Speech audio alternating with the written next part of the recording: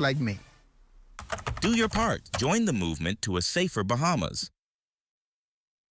At the Thomas A. Robinson Stadium, I'm Marcellus Hall. This is ZNS.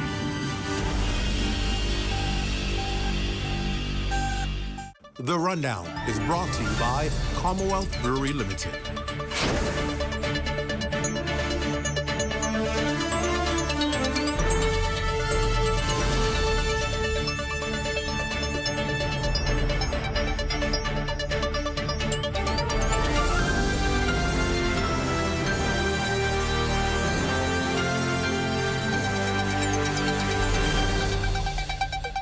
This is The Rundown. Good evening. I'm Julian Reed, sitting in for Clint Watson, who's on leave.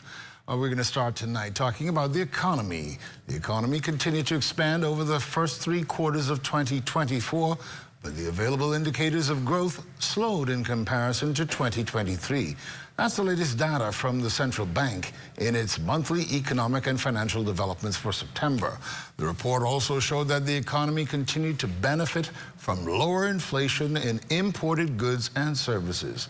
The report ranges from the latest in the gross domestic product and tourism numbers, and we'll take a closer look at that. Also, it's Diplomatic Week, and for the first time, it's being held outside of the capital.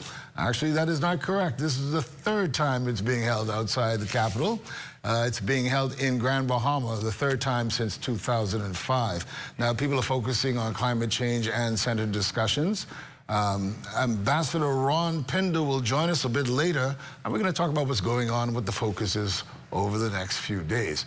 We're also going to tell you how resounding a smash it was with Aviation Week. The director of aviation, Dr. Kenneth Romer, joins us later in this broadcast to tell us about the pivotal conversations, deals, secure, and new airlift that could possibly be coming here soon. All that and more when the Rundown returns after this break. Stay with us.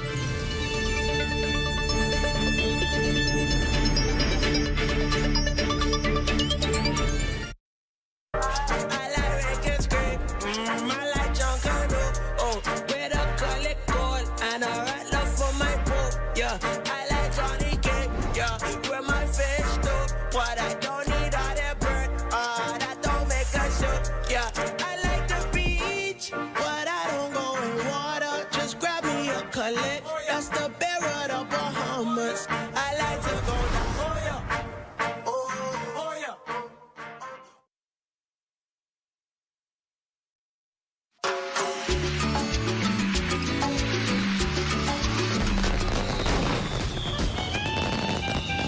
My JBI. I find your red kidney bean with coconut milk to be absolutely wonderful. The flavor within the coconut milk just make the rice stand out even more.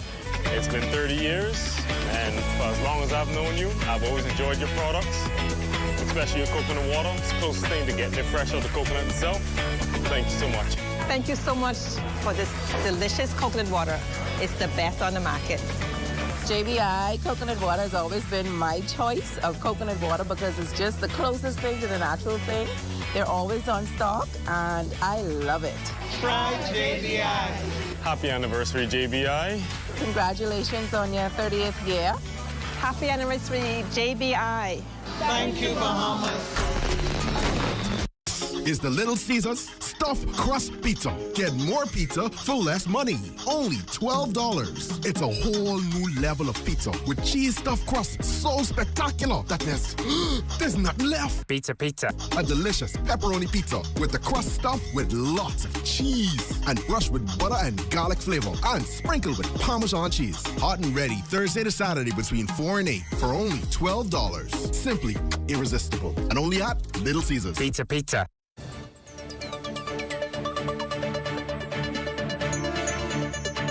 Welcome back. Taking a look at one of the top stories making national news tonight.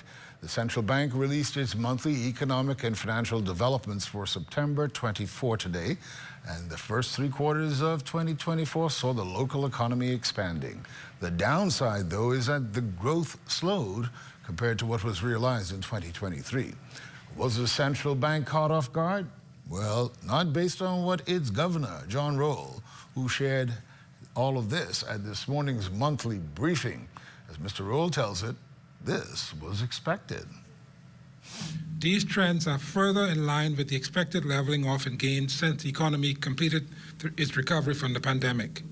The indicators reflect slower growth in tourism earnings due to constrained capacity in the stopover segment and also moderation in the otherwise healthy cruise trends.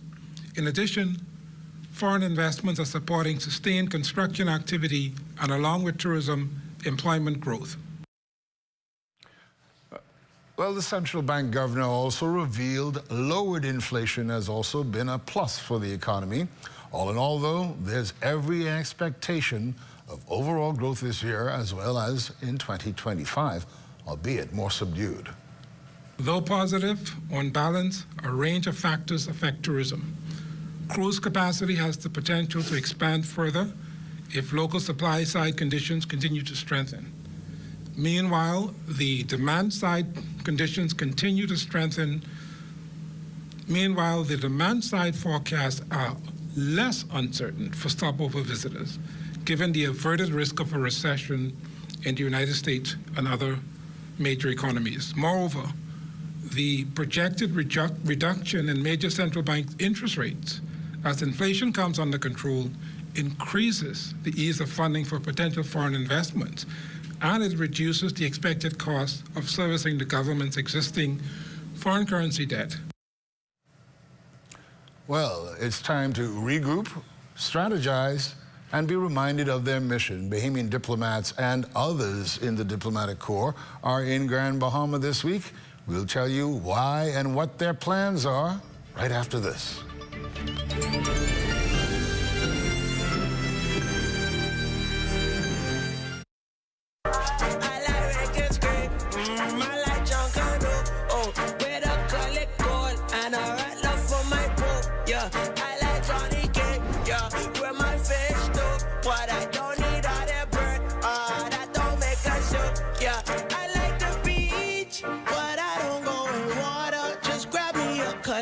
That's the bearer of the Bahamas. I like to go down. Oh yeah.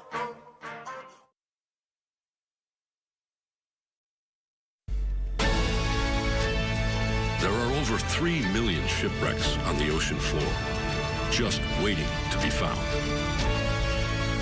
Nothing is truly ever lost at sea, only hidden by time and sand. When I put this fleet together, it wasn't just for fun. And although we do have fun, we never lose sight of our goal. Right here, right now, we are on a mission.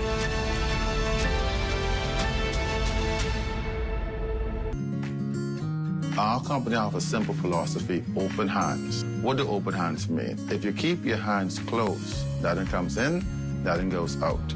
If you keep your hands open, a lot of things comes in, a lot of things goes out. We cannot expect to be a successful company without blessing our community and blessing our country. My good friend and valued client, Dominic Stirrup, approached me following a meeting we had and told me of the idea that he had of feeding 10,000 Bahamians on Thanksgiving. There was a lot of details to put together, had to figure out how to get it done. But at the end, it was worth it. At the end, it gave me a heart of gratitude to know that our company is reaching out to so many persons. We invite you on a journey to witness an extraordinary chapter in the story of the Bahamas Striping Group of Companies, a tale of compassion, unity, and the true spirit of Thanksgiving.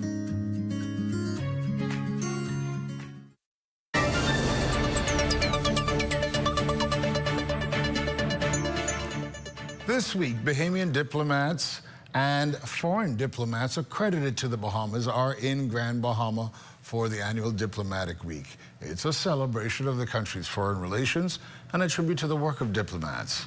The week showcases Bahamian culture, promotes multilateral cooperation, and addresses critical issues like climate change and climate justice.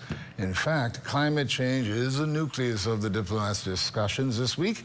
The Davis administration is adamant to shift the world's focus and actions to sustainable practices that will secure a global future, all with the cooperation and engagement of the countries international counterparts. Joining us live via Zoom is Diplomatic Week Chairman, Ambassador at Large, Ron Pinder. Good evening, Ambassador. Good evening, Julian. It is good to be here. Thank you for having me. Good evening, Bahamas. Well, before we get started, what's the mood like in Grand Bahama with all of the diplomats that are accredited to the country and those that we've sent abroad? Well, it is actually a very, very exciting time. As you have already indicated, all of our diplomats from abroad and around the world have been recalled for high-level talks with varying government ministers and government ministries, as well as we have invited ambassadors who are credentialed to the Bahamas from around the world, including who are based in Jamaica, Cuba, New York, Washington, and elsewhere from around the world for high-level talks with Bahamian diplomats. So it's a power-packed agenda, and we're absolutely thrilled and excited. Well, tell us about that agenda, please. What's on it? And, of course, we know that since climate change is the country's #1 foreign policy issue, that will be exceptionally high on the agenda. That will dominate the agenda, I presume. Absolutely. It will dominate the agenda. The theme for this year's Diplomatic Week is climate, trade, and cultural diplomacy. And so we have already started off with church service at First Baptist Church, and the pastor there is Reverend Dr. Keith Russell, who is also himself an ambassador at large in the Ministry of Foreign Affairs here in Grand Bahama. And today was a closed session where we went through a number of priority items by the government, talking about administration, talking about financial management, etc. Because as you know, our ambassadors who are posted overseas are ahead of their missions. And so they have finances to manage. They also have staff to manage, in addition to the various diplomatic outreach that they must engage in to represent the interests of the Bahamas. And tomorrow, Julian, we will commence with our official opening ceremony, which will be done by the Honorable Prime Minister, Philip Brave Davis, and then we will move right into our first plenary session, which deals with sustainable development and agenda for climate vulnerable states. Shortly thereafter, we will have a distinguished lecture, the distinguished George Stewart lecture on the legal aspects of sea level rise and its impact on countries such as the Bahamas. And then immediately following that, we will go into a lunch break. And of course, we will continue the plenary sessions with cooperation on climate smart agriculture. So the first day of the joint plenary sessions will be focused entirely on climate change, and its impact on small island developing states. Now, obviously, the Prime Minister has had a very important global impact on the issue of climate change and related matters. And it is a serious challenge. I think anyone, I mean, just even with the rains over the past few days, you feel it. The road that we live on, we can see how that's been impacted. Absolutely. Yes. Now, what kind of training is, or specialist training or understanding is being administered to our diplomats in their various capacities abroad so that they could understand the science? Because that's probably the thing I found for a lot of people is getting over the science of what it is. And once they understand the science, they're better able to actually communicate what they need to. Well, absolutely. Excellent question. And a diplomat has to be well-informed, well-read. He or she has to be knowledgeable about government policy, both from a technical aspect and also from a policy aspect. And so the plenary sessions are really designed to have high-level interaction between a government minister and other ambassadors, foreign ambassadors, that is, to talk about not only the Bahamas' policy agenda, but also how that policy agenda impacts and fit into the larger scheme of things on a global stage. And so the agenda is designed not only to advance the foreign policy agenda of the Bahamas, but also it is designed to have that high-level interaction between our foreign ambassadors who speak to how they can assist, their country can assist, cooperate, collaborate on these very, very important issues. And so it is definitely excellent briefing session where we not only hear from technical experts, but we also hear from policy makers as well in terms of shaping the Bahamas' agenda, understanding what those priorities are, and seeing how those priorities fit into the larger scheme of things in terms of leveraging cooperation as well as getting technical assistance from international organizations and other sister countries around the world. Now, the Prime Minister recently returned from Samoa, where CHOGM was held, and of course the climate issue was on the agenda. And I'm sure that a lot of what he will say tomorrow will focus on what comes out of that. Now, I actually haven't had a chance to read the communique yet, but can you enlighten us a little bit what the Prime Minister might touch on as a result of the talks in Samoa? Well, he would not only focus on climate justice, small island developing states, getting not only technical assistance, but also financial assistance from those larger countries who, through their varying activities, have contributed by and large to this whole issue of climate change. As you know, a country like the Bahamas, who is impacted by, let's say, a hurricane, our national budget could very easily be wiped out from one hurricane. And so moving forward, the Prime Minister is seeking not only to bring focused attention on the impact of climate change on small island developing states like the Bahamas, but also getting technical assistance and getting that financial support from larger countries who, through their activities, be it greenhouse gas emissions or any activity they engage in terms of impacting negatively the environment, getting technical assistance and financial resources from those larger countries. The second pillar of that report that you cited that came out of the Commonwealth Heads of Government meeting is also reparations as a result of slavery. And I actually was going to get to that. Absolutely. And so that is another key, very topical issue. As you know, the Bahamas was a key component or a key piece of the larger puzzle of the slave trade under the British administration, the British Empire. And so we're seeking reparations as a result of the very negative impact of slavery and the slave trade over the many years. And if I could get your personal opinion on this, because David Lammy, the UK Foreign Secretary, has changed his tune just a little bit now. He's now, they're going from saying, oh, well, you know, we're not paying out any money because it costs us billions of dollars, to saying that, well, you know, we got to talk about it, which is very good, but it's not about cash transfers per se. It's about, to me, doing the same thing that they've always been doing as far as cooperation, but probably on a higher level. Now, he was speaking specifically to African countries. Any word on what his message might be for the Caribbean and countries like the Bahamas? Well, I tell you, I think even the discussion on African countries, the Prime Minister sees that as an open door for us to walk boldly and very proudly in to negotiate on behalf of not only the Bahamas, but also the wider Caribbean community, particularly those English-speaking countries that are former colonies of the British Empire.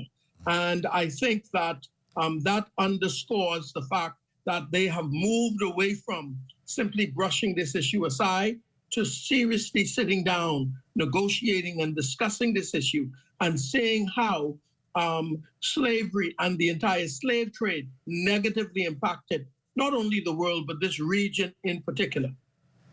Great. Also at Chargamel, I see you up, and I guess congratulations to the new Secretary General of the Commonwealth, who is a Ghanaian politician and diplomat. But speaking to the President of Ghana, our Prime Minister, Prime Minister Davis, communicated that we hope to expand our presence in Africa. Do we actually have a physical presence in Africa now? I know we have people who are accredited to it, but do we have an actual mission anywhere in Africa now?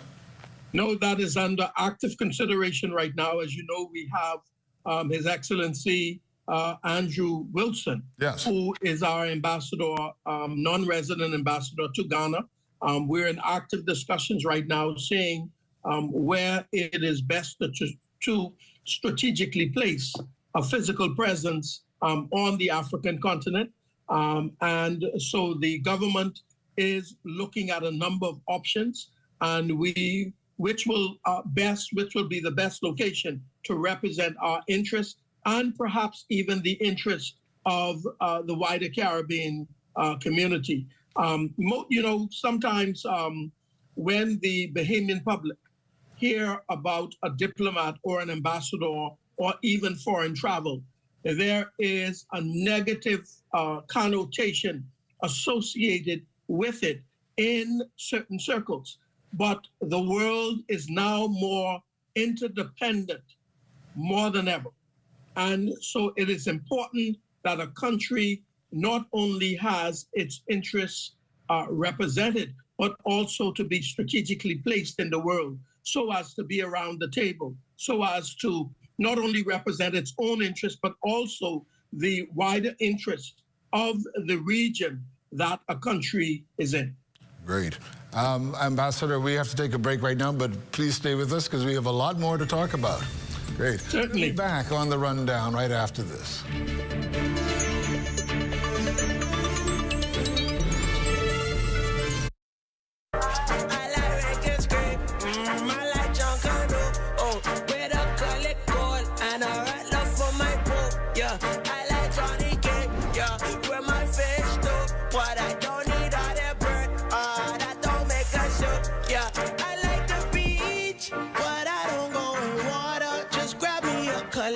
That's the bear of the Bahamas. I like to go down. Oh yeah.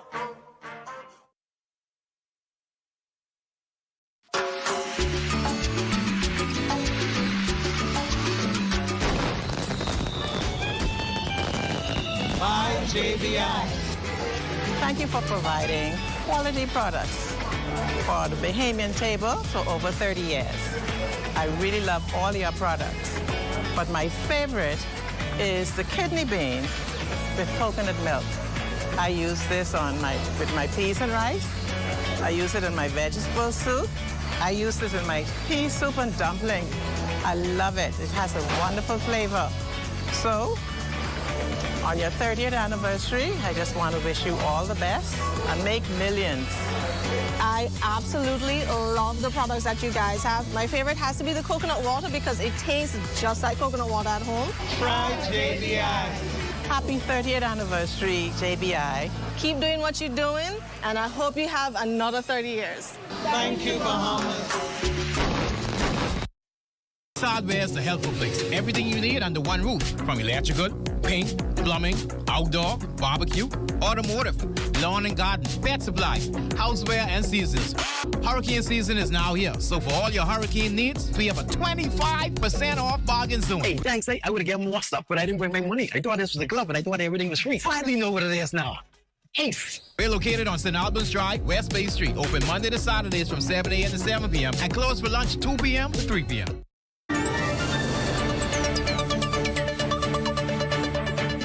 If you're just joining us, we're speaking with Ambassador Ron Pinder, who is the chairman of Diplomatic Week, which is underway in Freeport. Ambassador Pinder, before the break, we were talking about the diplomatic presence in Africa. Excuse me. How many missions do we have around the world right now, and about how many diplomats are credited to them? We have several diplomatic missions around the world. And I just want to, for accuracy, refer to my notes a moment. And so we have a representative in Geneva, Switzerland. We have a mission in New York at the United Nations. We have a mission in Washington, D.C. We have a mission in Cuba. We have a mission in the United Kingdom at the Court of St. James. We also have a mission in China. We have a mission in Ottawa, Canada, and also a mission in Belgium, in Brussels. In addition to that, we have a mission at the Organization of American States in Washington, D.C., another mission in the UK at the International Maritime Organization. We also have a mission in Haiti. And of course, we have a number of consulates located throughout the United States, as well as honorary consulates located around the world. And so we have an extensive presence for our size, relatively speaking. But the aim of the government of the Bahamas is to have a diplomatic presence in every country of the world. That does not necessarily mean that we would have an overseas mission, but through, for example, an honorary consulate.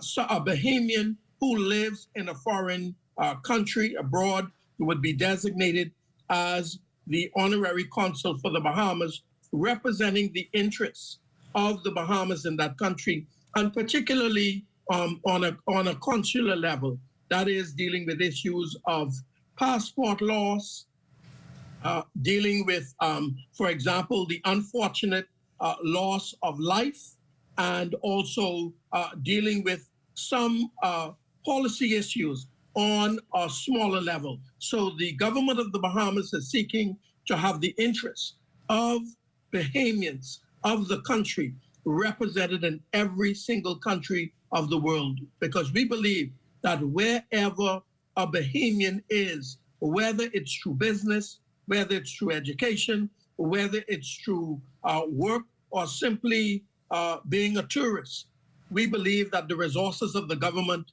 should have some diplomatic presence there to facilitate the needs of Bahamians anywhere in the world. And again, it is an expensive undertaking, but one of the ways the government has sought to do that again is through the appointment of honorary consuls, which means that there is far less cost when you look at considering establishing a full embassy or full consulate office.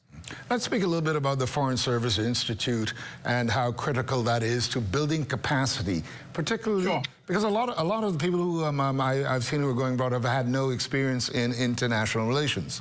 So obviously a lot of training and negotiating building, skills building are critical. How important and active is the Foreign Service Institute in doing that? Sure. The Foreign Service Institute is very, very active. And they do some intensive training. And so one does not necessarily need to have, for example, a background in political science, if you will. For example, although that helps, a background in political science, a background in law, in public policy, really helps to complement the work of a diplomat. We also have diplomats whose focus or expertise is in the area of trade.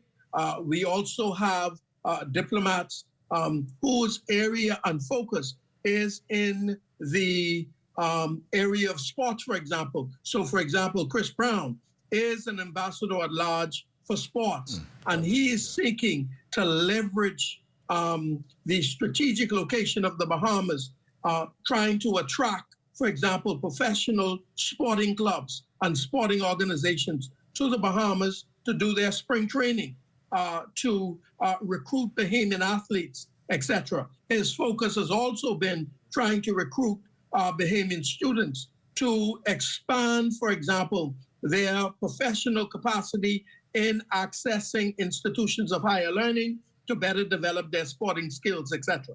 So you would say that we're already reaping the benefits of these actions? Absolutely. We are certainly reaping the benefits of our diplomatic presence around the world. And then you have certain ambassadors like myself. In addition to being an ambassador at large with responsibilities for educational and environmental matters, I'm also assigned to the International Atomic Energy Agency, which is located in Vienna, Austria, and also to the Organization for the Prohibition of Chemical Weapons, and that is located in The Hague, Netherlands. And so every international organization where there is both treaty obligations or obligations under a convention, it is critical that the Bahamas be at the table to either lobby for or lobby against a particular policy agenda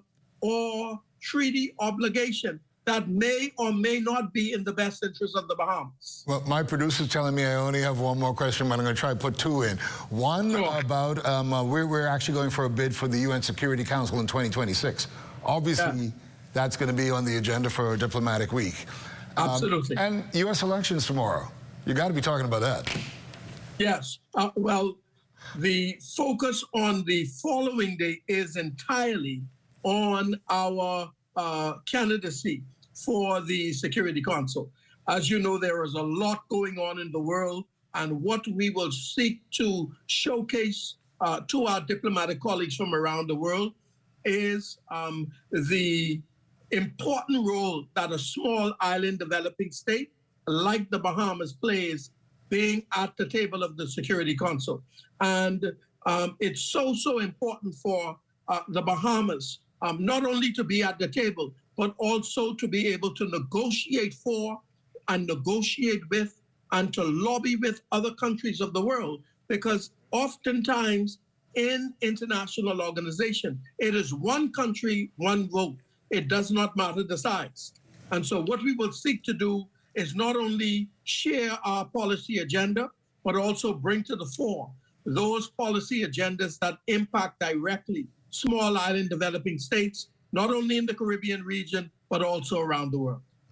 Well, Ambassador Pender, we thank you for being with us. You actually had me feeling quite nostalgic today.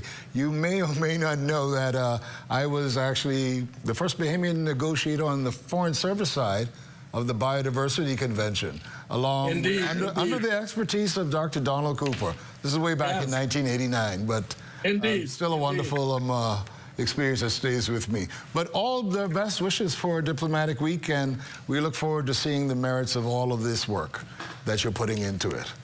Have a good week. Absolutely. Thank you so much, and thanks for having me. And by the way, Julian, you mentioned Dr. Donald Cooper. Because of those negotiations you all were involved in, he is now strategically placed at a UN agency. I know that. He's been doing it for quite some time. I owe him a debt of gratitude. Absolutely. Anyway, thanks for joining us. Thank you so much, and thanks for having me again. Yes. Good night, Bahamas. After the break, Aviation Week, a resounding success. We have the man behind it right after this.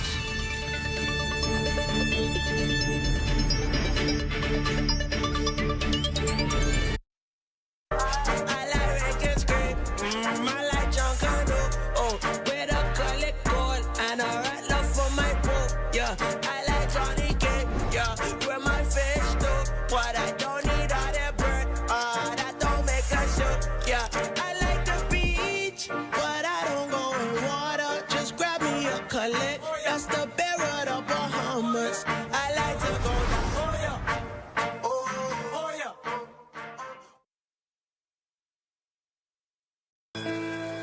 yeah. Abuse, domestic violence, suicidal tendencies. Are you being stressed out from these problems? Call the national hotline at 422-2763 or 322-2763. There are trained social workers available 24 hours to help you. Know that you are not alone in this. Ready to score big on unbeatable savings? Tune into What's Trending's Deals and Steals with Ace Hardware every Wednesday at 6 p.m. starting in November. Save on items from power tools to paint, lawn care to Christmas decor. They've got the essentials you need to tackle any project at prices that can't be beat. Dive into their special offers up to 50% off select items. Need a new grill for those backyard barbecues? How about a fresh coat of paint to revamp your space? They've got you covered. That's every Wednesday at 6 p.m. starting in November. Don't miss out on deals and steals with Ace Hardware.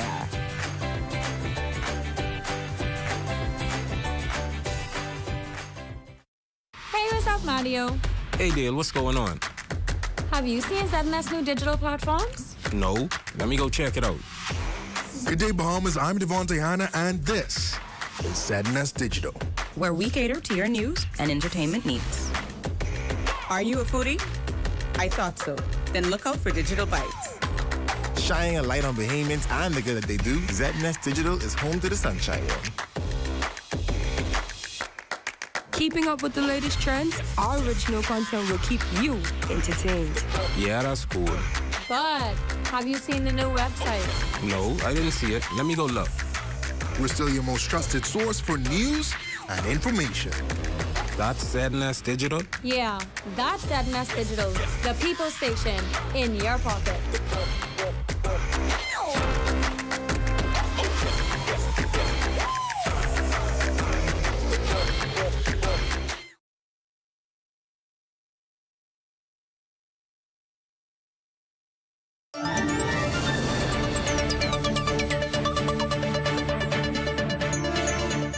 Welcome back. You've probably heard about Aviation Week, but what is it really and what does it encompass?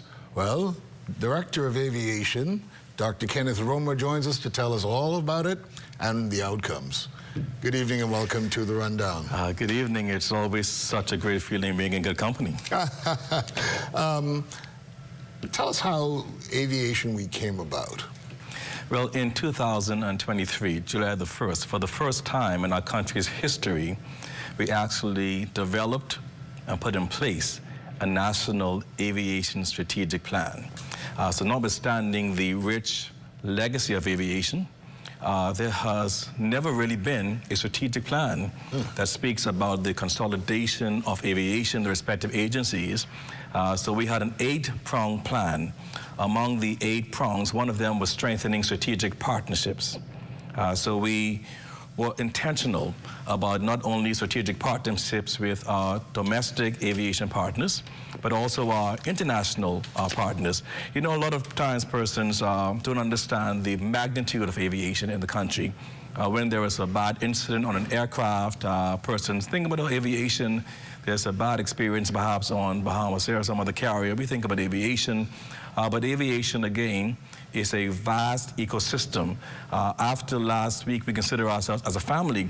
So when I assumed the office as the Director of Aviation, it was interesting that a cabinet paper established in 2018 the Department of Aviation, and the language of the cabinet paper actually referred to it as uniting the silos in aviation.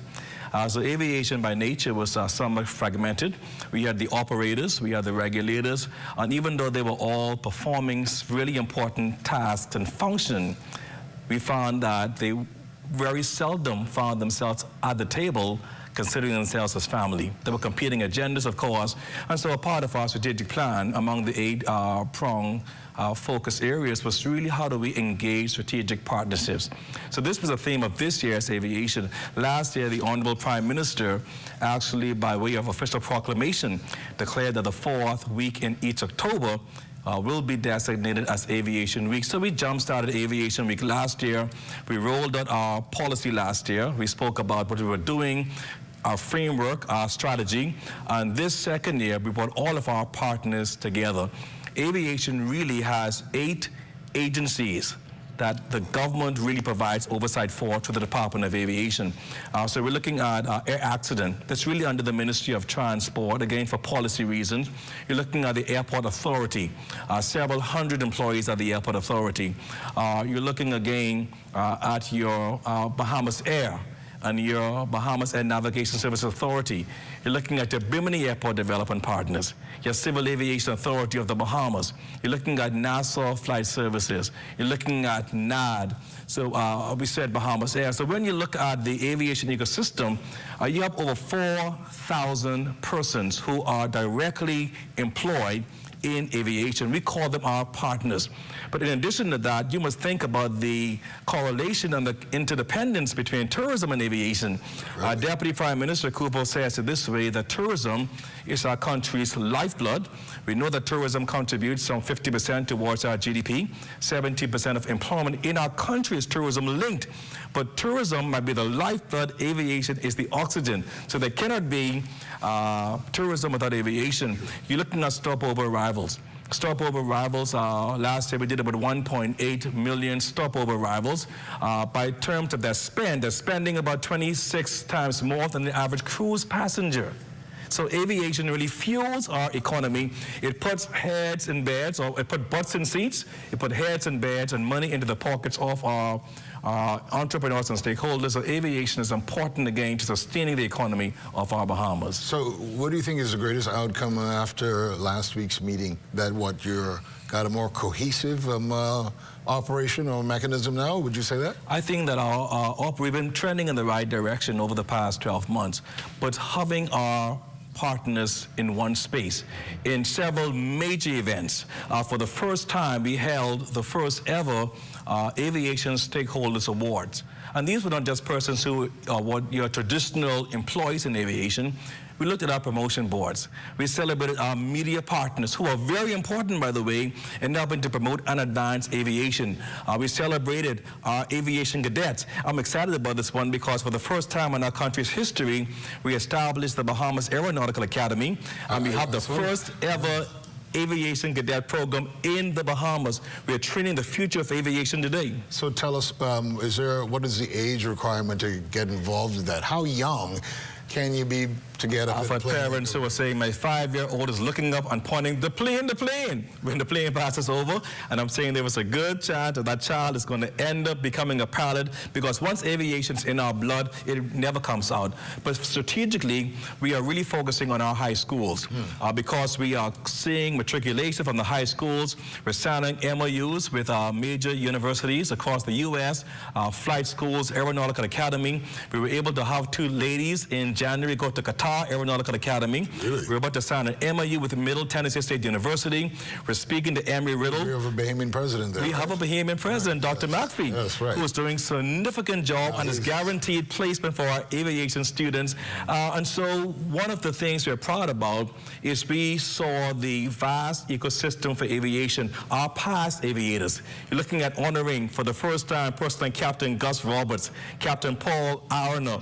We can go on. So these guys, the sense of pride I saw them feel when they walked across the stage at Government House and they were presented with an Aviation Medal of Honor. To see the past aviators, those whose shoulder we stand on to are taller than we are. To see the present aviators, those who are leading our aviation agencies, our existing pilots, the businesses, domestic carriers, and then the future of aviation.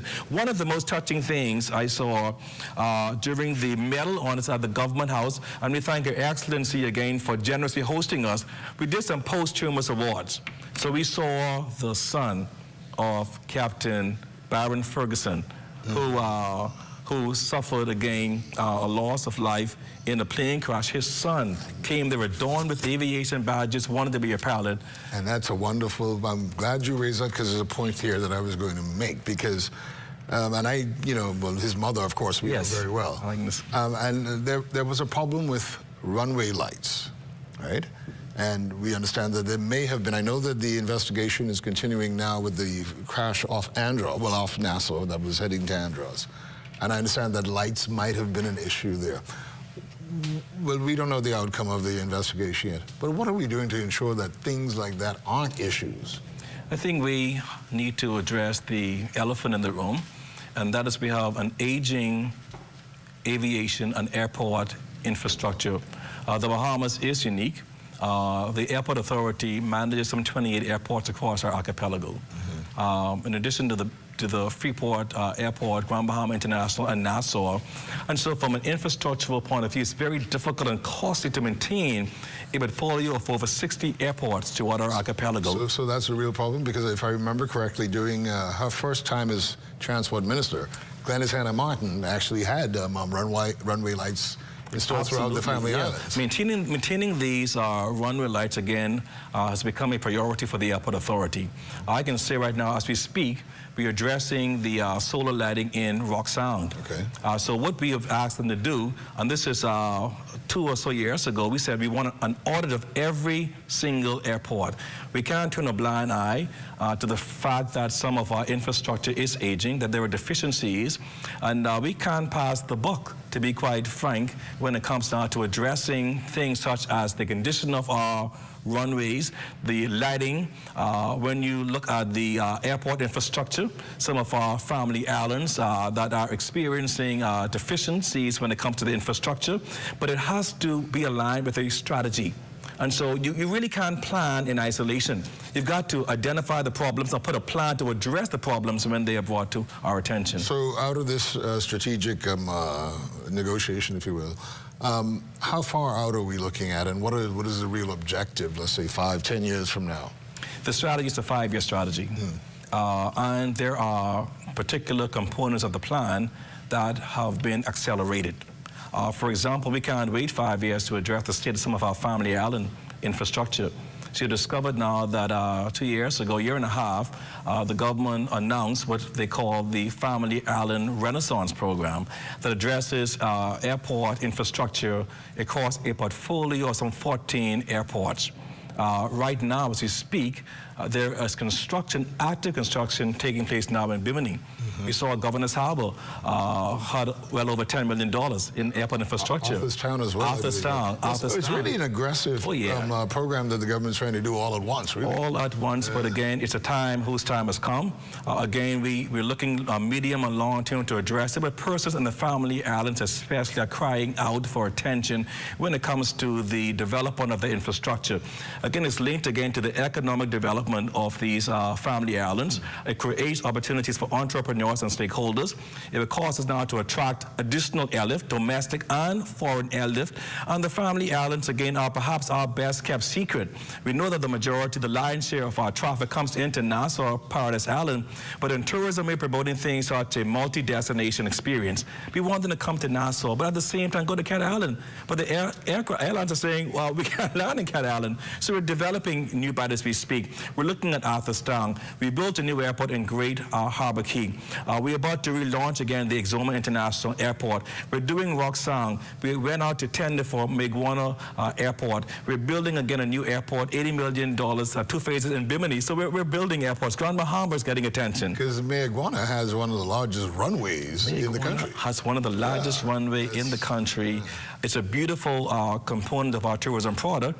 And private aviation is going to be critical in Meguana. But if you build it, they will come. And it's about time that we as a country take aviation very seriously, and we address the elephant in the room, and we have a strategy that is working, and a strategy, again, that has the full support of the government of the Bahamas. Let's talk about compliance as well, right? Ensuring that people are appropriately licensed and working within that ambit. How strict is that now?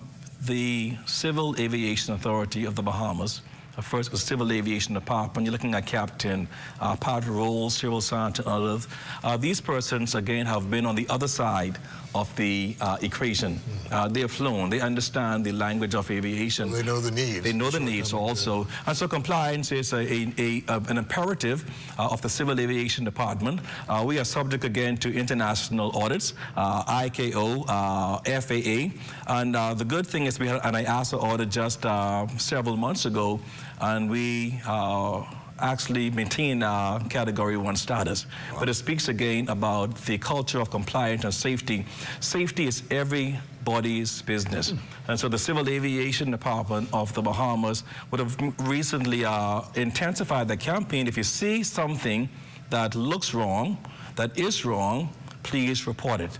If everybody is watching, our airways will be a little safer. We have a culture in the Bahamas. We have the hacking culture. You know, persons, they take chances, of course. And then when something happens, that's the reality. When something happens, we make a lot of noise about it.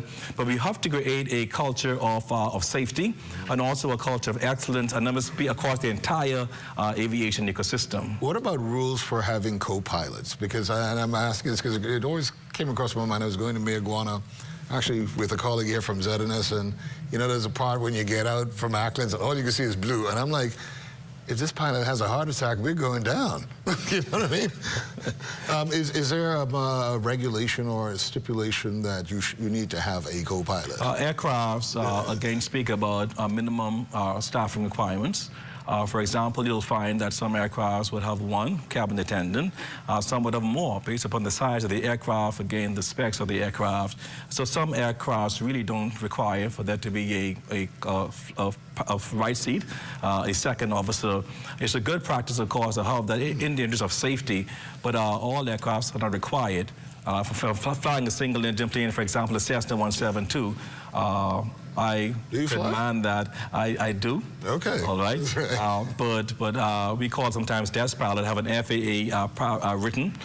So I understand, again, the theory of aviation, but one of my proudest moments actually working with an airline.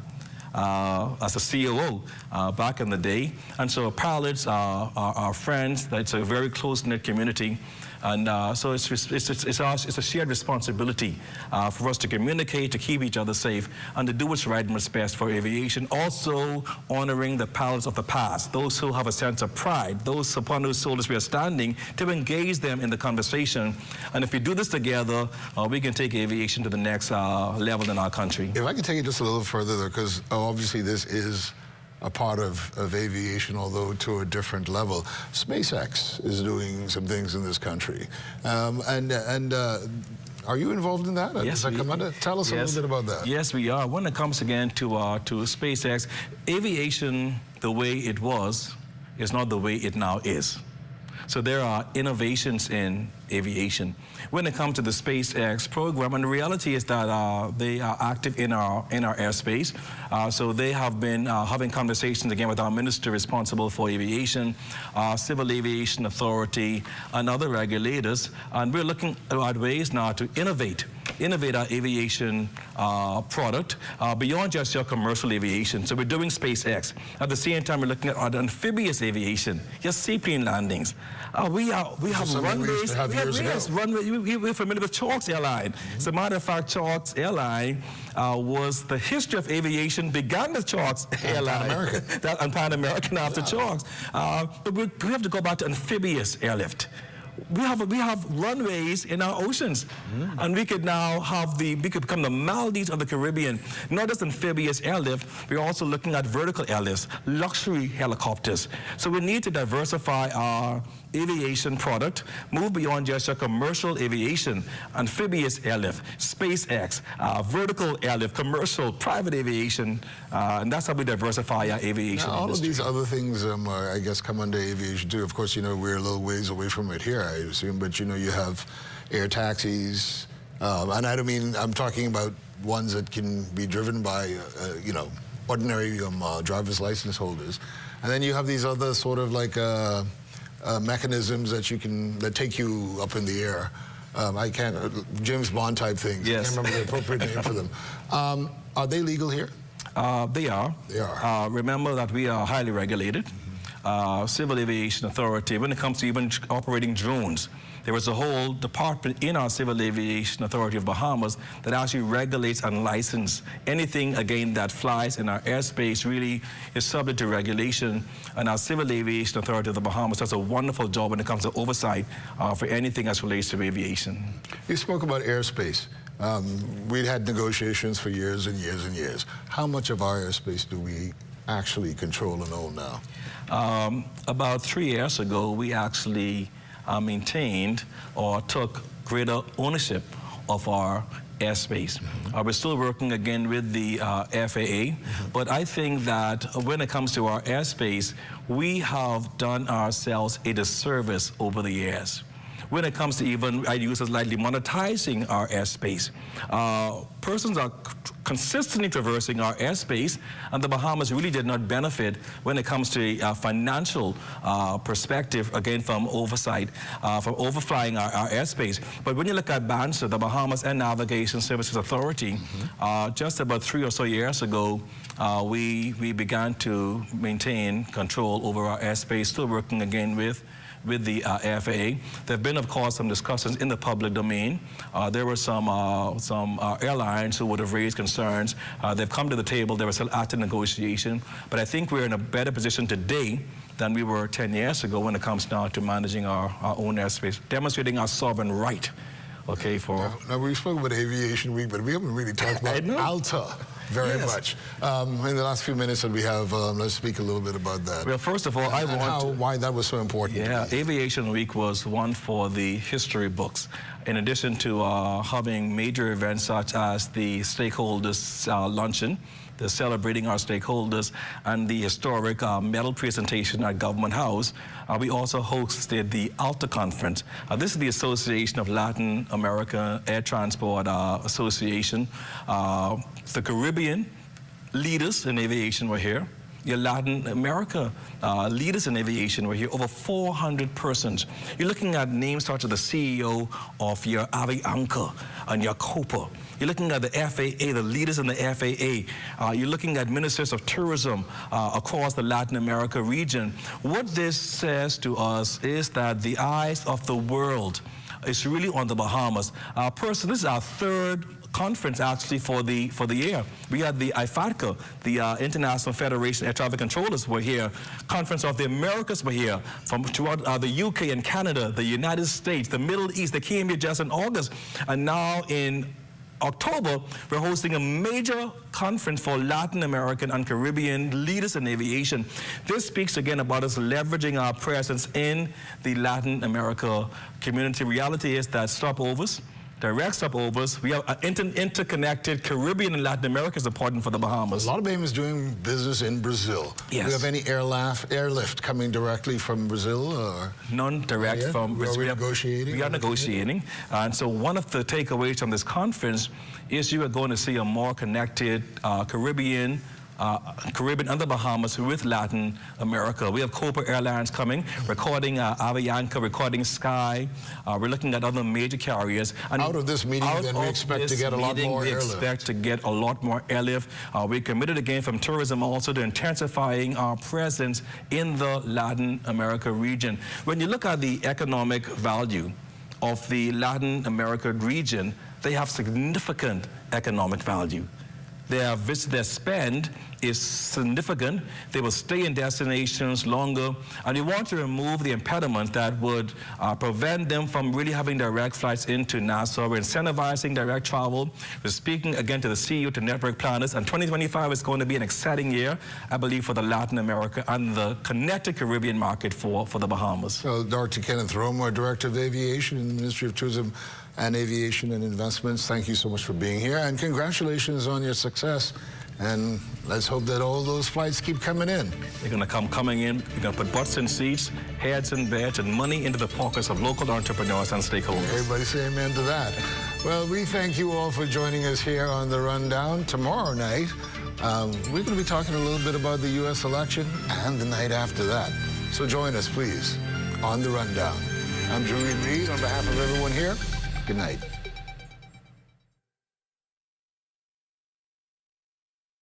Ready to score big on unbeatable savings? Tune into What's Trending's Deals and Steals with Ace Hardware every Wednesday at 6 p.m. starting in November. Save on items from power tools to paint, lawn care to Christmas decor. They've got the essentials you need to tackle any project at prices that can't be beat. Dive into their special offers up to 50% off select items. Need a new grill for those backyard barbecues? How about a fresh coat of paint to revamp your space? They've got you covered. That's every Wednesday at 6 p.m. starting in November. Don't miss out on Deals and Steals with Ace Hardware.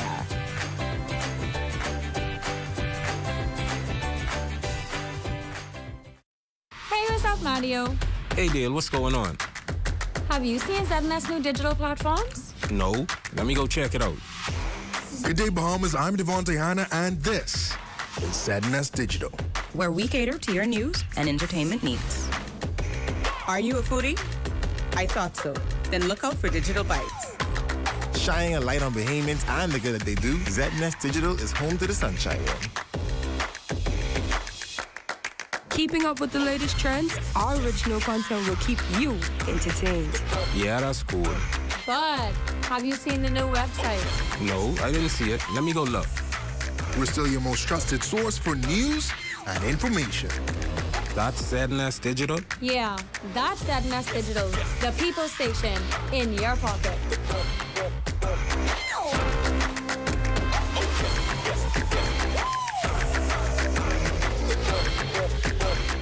We seem to remember our athletes when they make us proud at the finish line. Throw a Junkanoo parade when they return home, toss them a few dollars, and then forget about them until the next Members of the prestigious Fourth Estate should never sell themselves to any politician. Instead, keep their hands and noses clean in order to publish or broadcast the unadulterated truth. Well, that's how I see it anyway.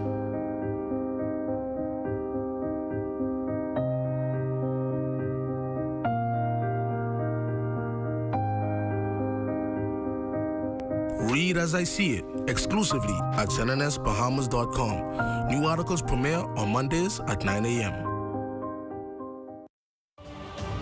At Centerville, I'm LaDawn Davis. This is ZNS.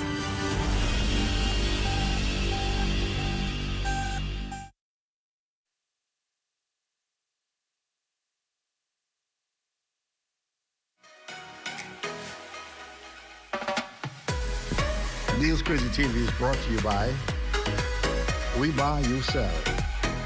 Real estate agent Bobby Clark, Palmdale Furniture.